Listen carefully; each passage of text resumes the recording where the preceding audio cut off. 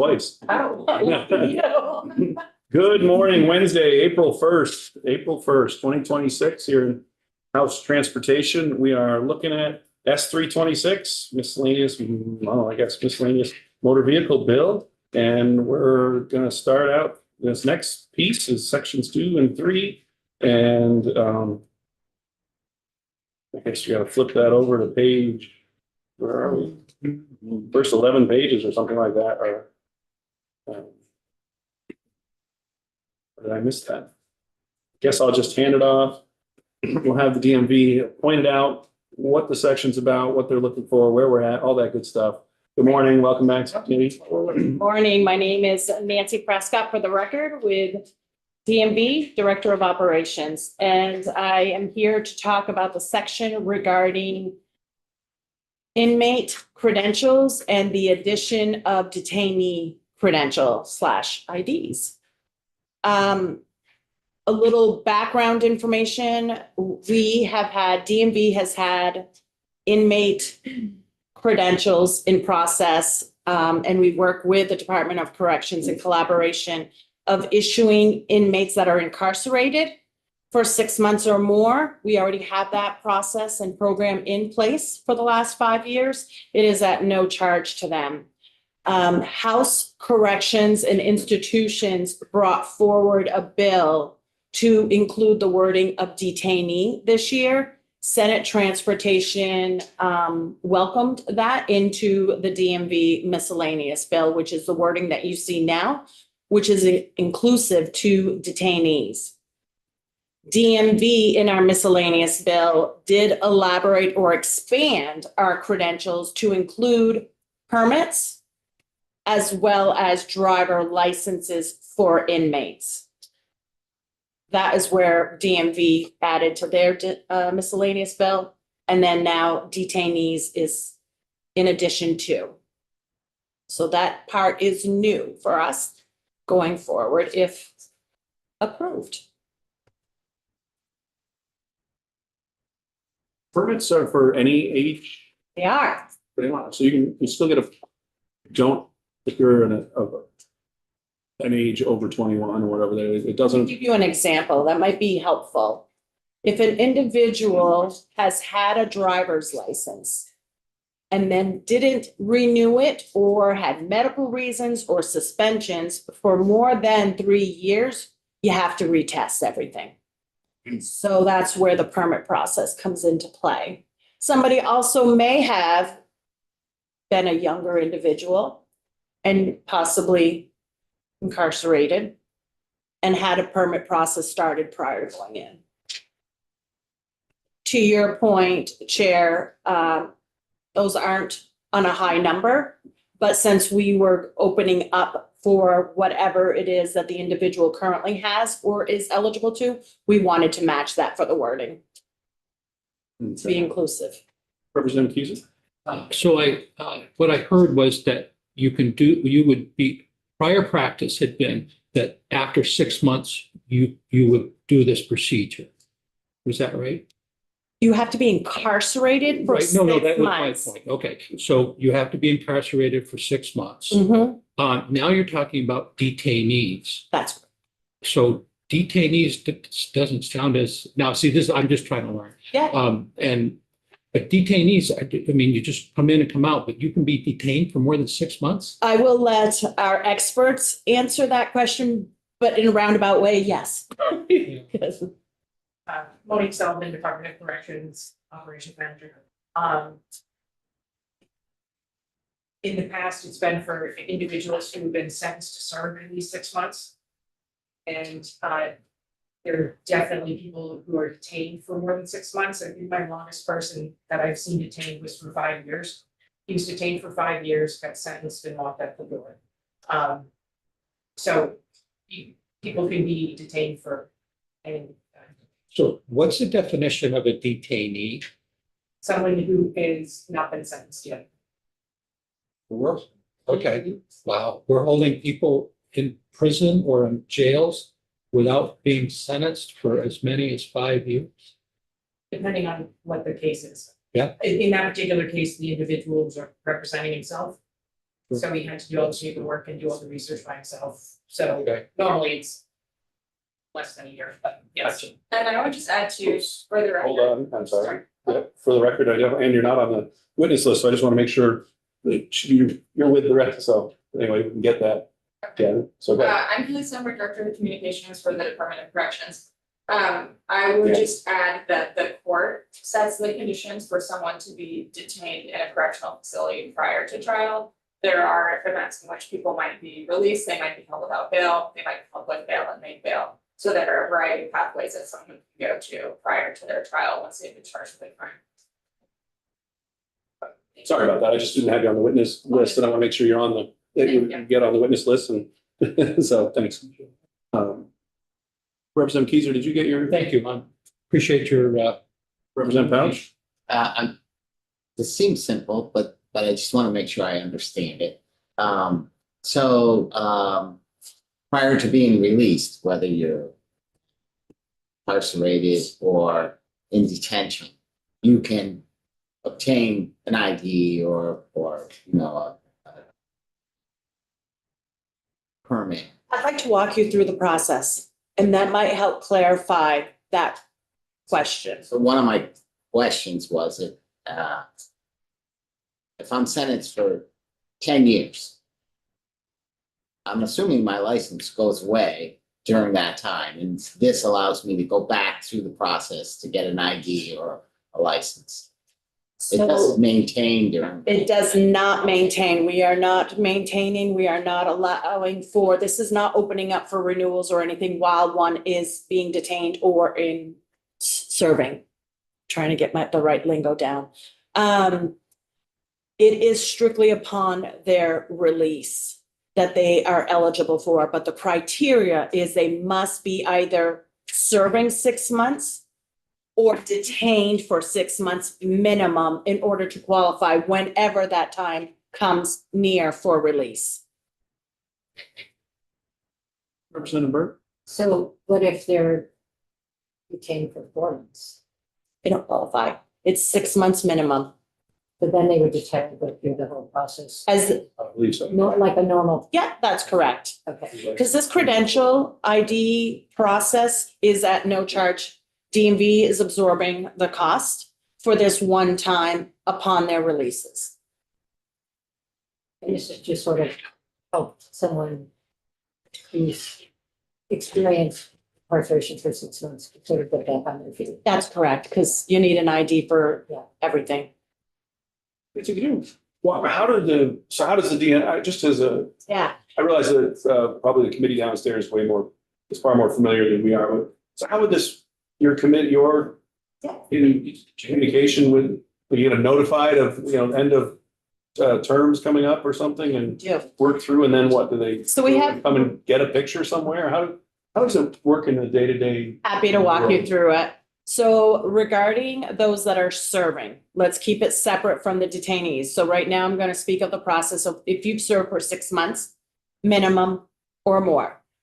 We have a great collaboration with the DOC.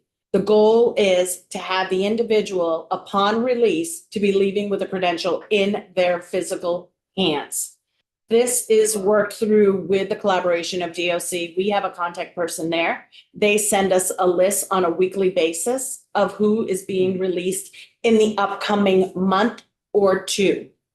From there, we have the information, to your point, how do we get a photo? How do we get a new signature?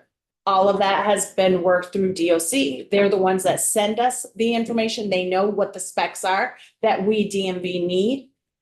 They go and get that from the individuals that are serving, the signature, the photos, all of that sent over to DMV.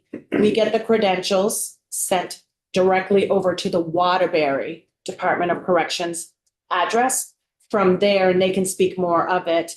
They're then either dispersed through their case managers, is that? From, excuse me, from central office, like Nancy said, we have a list, we know who's getting out and where they're located, so we send the IDs to the facility so that when the person walks out the door, we can.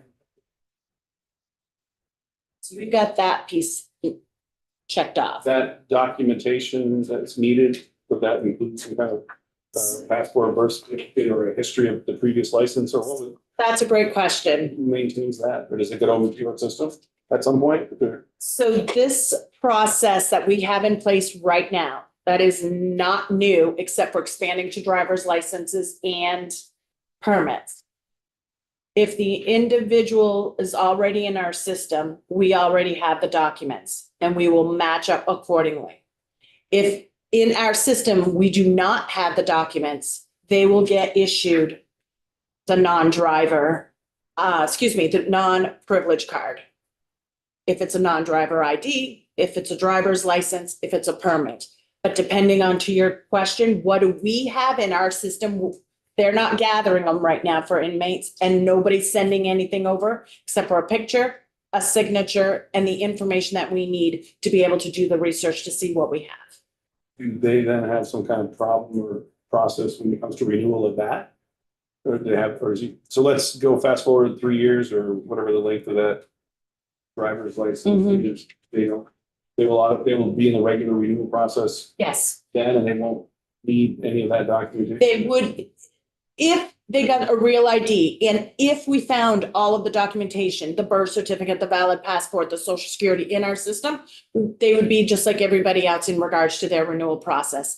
If we do not have a social security, if we do not have a valid passport or a birth certificate on our system, we're going to issue them a privilege card to whatever credential type matches up. Now, if that individual upon renewal wishes to upgrade to a real ID, and upgrade's probably not the best word because there's no additional fees, it's just the documentation. That individual would then be responsible, just like any other citizen, to come in and provide the documents. So when you do issue these non-real IDs or driver's license, what's the renewal period? Is it 2 years? Is it 4 years? It is 2 years. 2 years. Yeah, that's a Okay. great question. For any, For this process Okay. specifically is 2 2 years. years. Okay, thank you. So this is something that happens all the time and now there's going to be two more identification options available. Is it that? For those that are serving, that's correct. And then you get to the detainee part is, A different process. So detainees is new, as I mentioned, so that'll be going through our DMV miscellaneous bill. It is additional language. This process is going to be different. As Monique is going to be able to share as a subject matter expert, they don't know when detainees are going to be leaving. As we have the luxury of knowing when somebody's release date will be. So for them to get us the information and for us to possibly there's a good chance of missing the individual, to get the credential physically in their hands, we have to review and we have come up with what another plan is going to look like. Those individuals are going to be identified. Those individuals are going to, Department of Corrections is going to work with them to get the documents that they need if applicable. They're going to end up leaving DOC, and correct me, Monique. I call it a little baggie. That's just as a visual with the set documents that they actually need. They will then come to DMV themselves to assure that they are getting the documents. It is at no charge again, but to assure they're getting the credential because they don't know once they leave where they actually are going to be going. For detainees, not those that are serving. Separate process. So we're still going to be in collaboration with DOC to gather the documents, to get the information, but instead of coming to DMV, it's going to go directly to the individual. And the individual will be responsible coming to DMV. good to know now. So I guess I'm trying to understand, somebody who is detained may be not, I don't know, incarcerated, or, I mean, how does that work? I'll let Monique from Department of Corrections answer that if that's okay. That's great. Someone who's detained is, not sentenced yet. Okay. And they're detained until they complete the process of sentencing. So they're physically, they're In free. No, they're in jail. Okay, so how do they get to the DMV to do this if they're supposed to? It's when they get released, Okay, so that they walk out the door with all the documents they need to go to the DMV and get. okay. So So these are people who are not, but if you're sentenced, don't you go to jail? I mean, I don't know. Yes. Yeah, okay. So these are people who are, All of the people are in jail, okay. and it's all, we make sure that they have their documentation when they walk out the door. like the documentation not being actual. Detainees will have the documentation, the And paperwork. then they will be able to leave, but then they'll be able to go to the DMV and get the card. Correct. Okay. You're helping them get organized before they, Part of, sorry. keep part of going. the DSC process is to get and get a social security card and a birth certificate for anyone who's born in Vermont. So we can get those for the person before they leave. So they just go down to the DMV. So I guess I'm trying to understand, what does leave mean in this context? Is that Release. Yeah. release from jail? Okay. Okay, I guess there's just terms that I'm not, statuses that I'm not as familiar with. Okay, I think I get the question. Thank you. Representative McCoy and then Burke and then White and then Pouch. You got all kinds of questions now. My assumption is when the detainee is leaving, so I consider they're in limbo because they're in jail, but if they don't have a release date yet, or they haven't been sentenced yet, so they're in this little bubble here. Is it explained to them when they get their little packet when they leave, like, this is the packet you need to bring to DMV in order to get your non-real ID or get your license or whatever? The caseworker works with each person and asks them, do you need this, or did you want to take their ID when you get arrested, that kind of thing like that. So if they say, yes, I need documentation or ID, the caseworker works through the process with them and explains either you're gonna get paperwork or you're gonna get an ID before you leave. The individuals have to take pictures and sign all the forms and everything, so they know what's happening. Okay, all right, thank you. Yeah, so somebody's detained, I mean, somebody can be detained for a couple of days, right? It could be. And so, I mean, do you start that process immediately when somebody gets detained? What if they they're detained for 2 days and they're ready to get? So the minimum requirement to be eligible for any of this is that they need to be detained for 6 months. Oh, I see, that is both for the detainees and for the people who are sentenced. Correct. Right, got it. Okay, thank you. What do you mind if I put it on the other chair so that the people can see on the Yeah, YouTube and everything? No, we have lots of, but it doesn't say that, we Yeah, have. we should just show up Together. We're happy to have you join us up there too, but we can't, not that they're, it's not the highest viewing audience, but when we have to go back and understand it, I think. Plus, I apologize to Representative Lally to have to look over her shoulder too, so thank you for moving in. Representative Burke, were you all set? I'm all set, thank Then you. Representative White and then Representative Powell. Thank you. Would you be willing to just give a bit of an overview? I feel like we dove into details and there's a little bit of confusion, which I am sharing. Just so my assumption is this program exists to help people who are incarcerated once they are out to get on with their lives, get a job and have the right documentation too. So there are no barriers. So I'm understanding that's the big picture goal. What is current legislation and what are the changes in the DMV bill? What problems are they solving that have not been addressed in current legislation? If you could just like set the table a little Yeah, bit, absolutely. that would be super helpful. Yeah, that's a Thank great you. question. No problem. So as I mentioned, those that are serving has already been an existing program for the last 5 years. What it gave was a non-driver ID. It did not give a license if one was eligible. It did not give a permit if one was eligible. The new language is proposing expanding from the ID specifically to what the highest credential type 1 may be eligible for. So if they had a license on record prior and it had not expired for more than 3 years, we will then be able to issue, the new language is allowing us to issue them a driver's license. Same with a permit. That is the new language that's being proposed for our current process for those that are serving 6 months or more. New language now is expanding from the interest of the bill from House Institutions and Corrections brought over to Senate Transportation to expand detainees.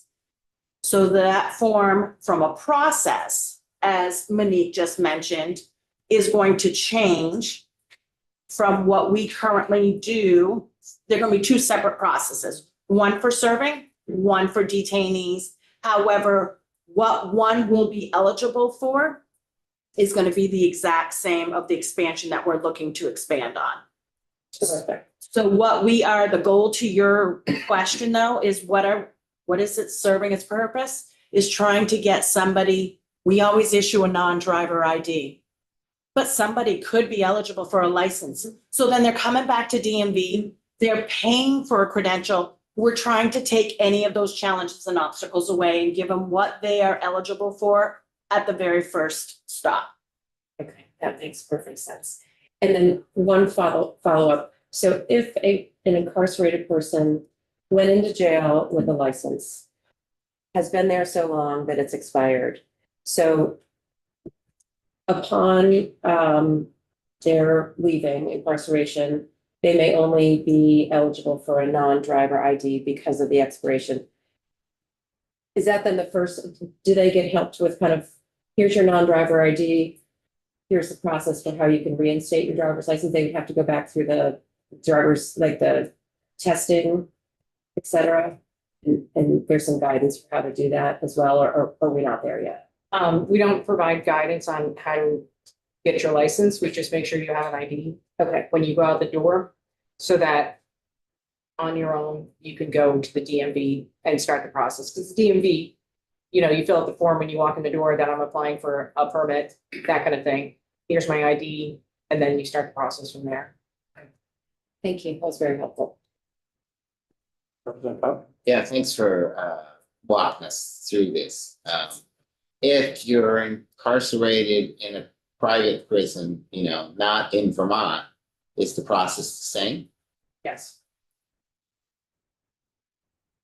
Like anyone that is under Vermont care and custody. Right, Yes, even though you might be out of state. yes. Currently, what would a detainee get for help without this bill? Nothing. Nothing. Okay. So right now, currently they don't no help in the ID or anything when they were released. Right. But under the new law, they would have the documentation for whatever they were most able to get.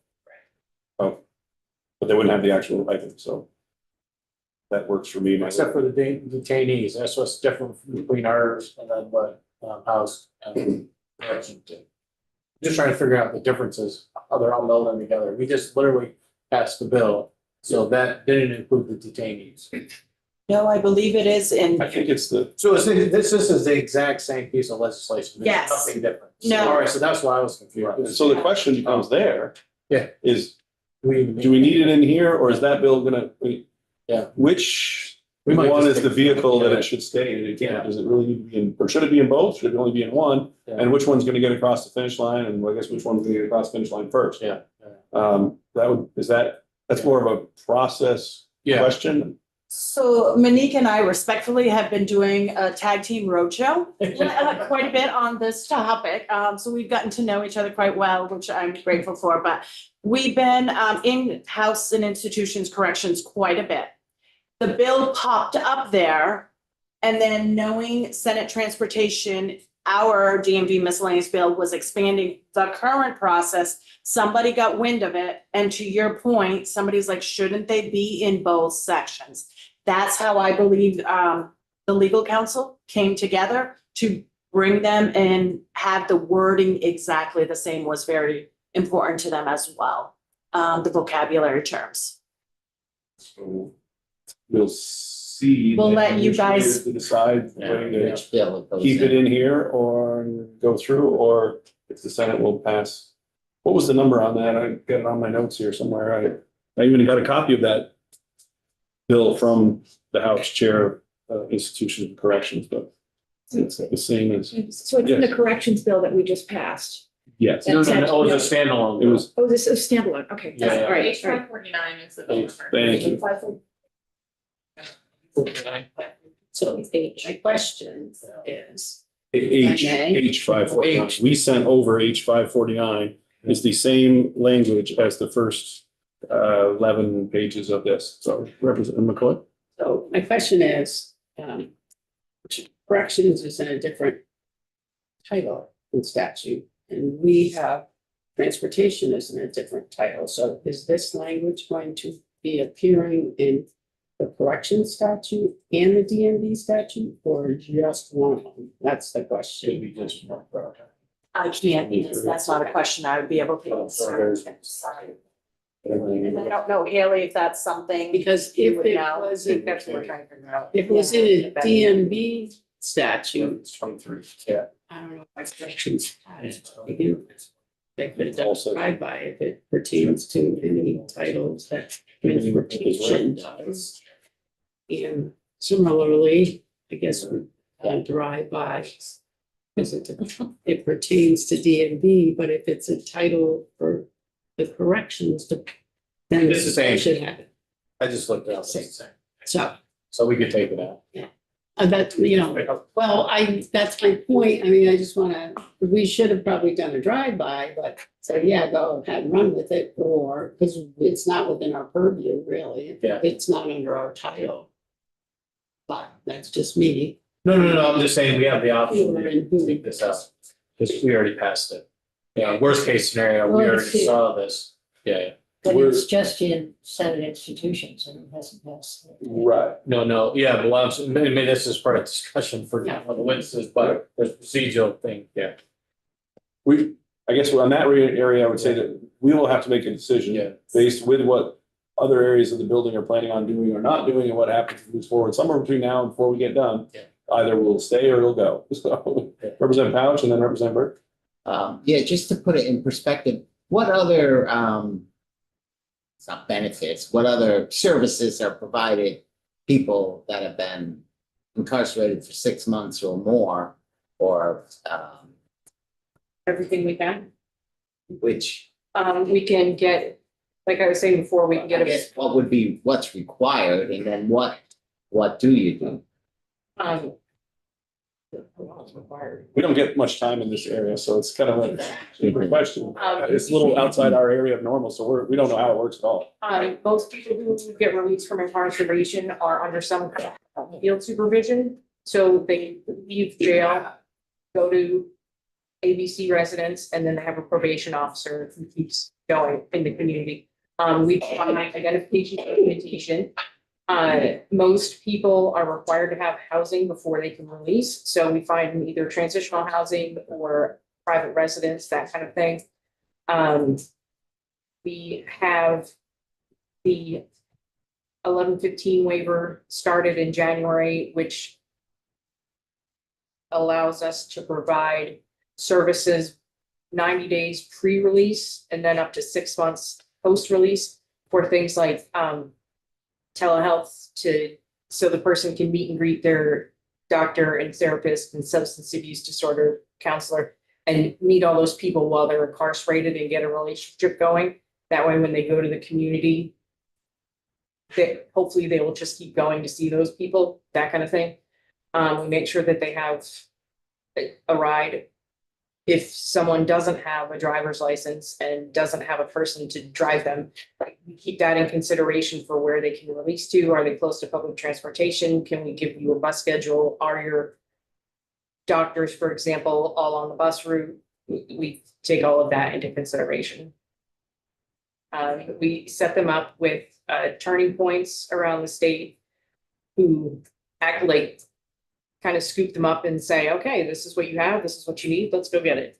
So there's community partners who help as soon as the person walks out the door.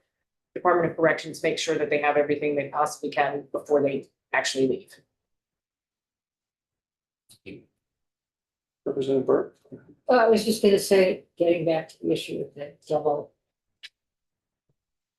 hearing in two places, I mean, Senator Harrison is chair of Senate institutions and is on the transportation committee. So it might be worth having conversations. Yeah, we'll see whether what her plans are. Thank you. Okay, other questions? We getting into a whole area of new learning for our committee and whatnot. Do we want to move on to section 5 while we're here? Is that next, right? Or is that included in this one's section 2 and section 3? Am I right? What is that one? Well, I'm not sure that maybe it was all entitled together. It puts, okay, because learner permit is number 4. Yeah. And learner's permits, and the only difference is that it wasn't offered before, it's going to be offered. That's correct. And it's in a different section just because, thank you, they're broken out in our title. Okay. Specifically, permits are under one section, IDs are one section, licenses are a different section. So that's why, but we are adding or did add per the language to expand to permits, knowledge exams. And if you've been more than 3 years, you have to get a permit, you can't get a license renewal. That's correct. If your license is expired for more than 3 years, you have to start your retesting process over again. For a permit, your permit is only good for 2 years. Also, just to distinguish the difference on that. So in that language of that section, it is talking about that a permit hasn't expired for more than 2 years.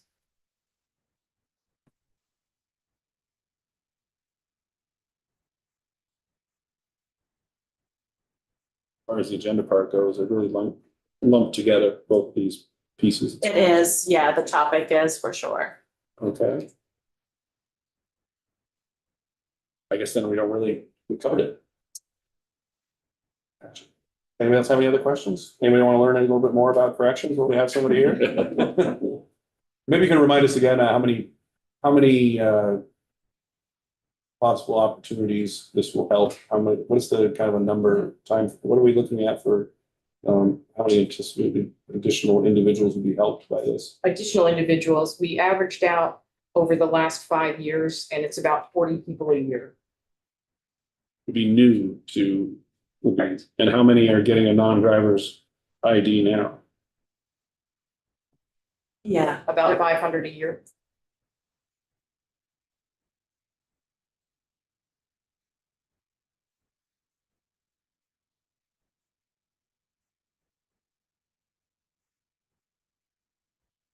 And the cost for DMV is $3 a credential that is not including employee time to process or the shipping cost or anything, but to print it, to have the physical credentials, $3 at DMV's cost, just for reference on that.